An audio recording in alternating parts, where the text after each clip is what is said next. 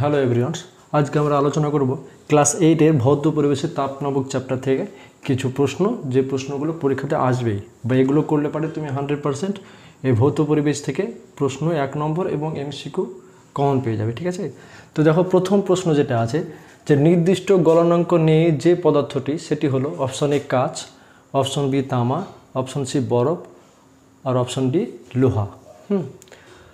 তো সঠিক উত্তরটি তোমাকে নির্বাচন করতে হবে। দেখো দ্বিতীয় নম্বর প্রশ্ন যে 100 ডিগ্রি সেন্টিগ্রেড উষ্ণতায় 2 গ্রাম জলকে ওই উষ্ণতায় জলীয় বাষ্পে পরিণত করতে প্রয়োজনীয় তাপের পরিমাণ। দেখো 160 ক্যালোরি অপশন এতে আছে, অপশন বিতে 200 ক্যালোরি, অপশন সিতে 1074 ক্যালোরি এবং ডিতে হচ্ছে 450 ক্যালোরি। 1 গ্রামের জন্য কতটা প্রয়োজন হয় সেটা তোমরা জানো, সেখান থেকে 2 গ্রাম কীভাবে বের করবে তোমরা শিখিয়ে দেবো আমি। বিশুদ্ধ জলের স্ফুটনাঙ্ক কত, এখানে কিন্তু ডিগ্রি সেন্টিগ্রেডে নেই। ঠিক আছে, এখানে একটা ক্যালোরিতে আছে, একটা ডিগ্রি সেন্টিগ্রেড আছে, 3টে ডিগ্রি সেন্টিগ্রেড আছে। ঠিক আছে, তো একটা আছে 536 ক্যালোরি, একটা হচ্ছে বি অপশন বিতে 0 ডিগ্রি সেন্টিগ্রেড, অপশন সিতে আছে 100 ডিগ্রি সেন্টিগ্রেড আর ডিতে আছে 123 ডিগ্রি সেন্টিগ্রেড।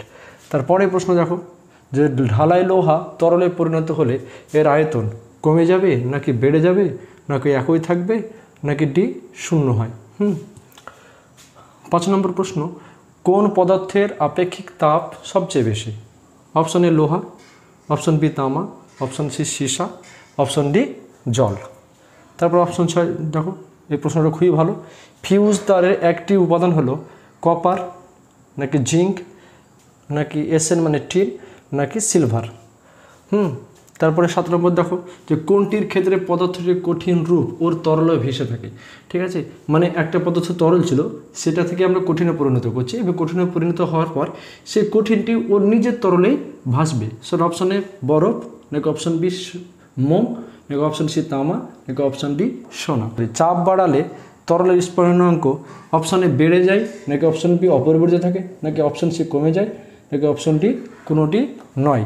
সূর্য থেকে তাপ পৃথিবীতে যে পদ্ধতিতে আসে সেটি হলো পরিবহন, বিকিরণ, পরিচলন, নাকি সবকয়টি। ঠিক আছে, এই প্রশ্নটা খুবই ইম্পর্টেন্ট।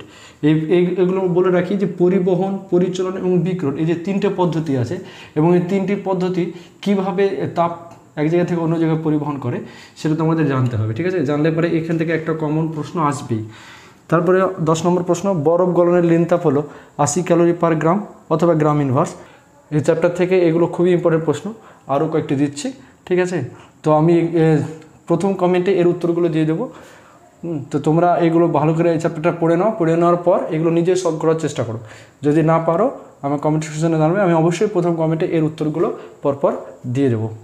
দেখো পরের প্রশ্নটি, যে পদ্ধতিতে কোনো মাধ্যমের কণা স্থানচ্যুত হয়ে তাপের সঞ্চালন ঘটায় তাকে বলা হয় পরিবহন, পরিচলন, বিকিরণ আর অপশন ডিতে সুপরিবাহী। 12 নম্বর প্রশ্ন দেখো জলের বাষ্পীভবনের লিনতাপ 80 ক্যালোরি পার গ্রাম, 100 ক্যালোরি পার গ্রাম, 180 ক্যালোরি পার গ্রাম, নাকি 537 ক্যালোরি পার গ্রাম। 13 নম্বর প্রশ্ন দেখো কোনটির গলনাঙ্ক ও হিমাঙ্ক সমান হয়, গলনাঙ্ক এবং হিমাঙ্ক দুটোই সমান। অপশন এ চর্বি, অপশন বি মাখন, অপশন সি পারদ, নাকি অপশন ডি মোম। তারপরে দেখো 14 নম্বর প্রশ্ন তাপ সঞ্চালনে পরিবহন, পরিচলন, বিকিরণ, প্রতিফলন পদ্ধতির জন্য বায়ু প্রবাহ হয়। অর্থাৎ এই যে 3-4টে পদ্ধতি আছে, এই কোন পদ্ধতির জন্য আমাদের যে বায়ু প্রবাহ সেটা হয়। ঠিক আছে, তো এগুলো ছিল তোমাদের এই চ্যাপ্টারের ইম্পর্টেন্ট এমসিকিউ। হিমোমিটার থেকে প্রশ্ন আসার সম্ভাবনা খুবই বিষয়। ঠিক আছে, আগামীতে আমরা 1 নম্বরে যখন কোয়েশ্চেন নিয়ে আলোচনা করবো তখন হিমোমিটার থেকে কোয়েশ্চেন আমরা তুলে দেওয়ার চেষ্টা করব। ঠিক আছে, তো যারা এখনও ওই চ্যানেলটি সাবস্ক্রাইব করো না তারা চ্যানেলটি সাবস্ক্রাইব করে দাও, কারণ আমরা এরকম পরপর এই প্রশ্ন উত্তর পর্বেও সিরিজ ওয়াইজ আসবে এবং সেই সিরিজ ওয়াইজ পেতে গেলে অবশ্যই তোমার চ্যানেলটি সাবস্ক্রাইব করে পাশে থাকা বেল আইকনটি প্রেস করতে হবে, যাতে করে নতুন যখন আমি টপিক নিয়ে আলোচনা করবো তখন তোমরা এই বিষয়ে নোটিফিকেশন চলে যাবে। ধন্যবাদ সবাইকে, দেখা হচ্ছে পরের ভিডিওতে।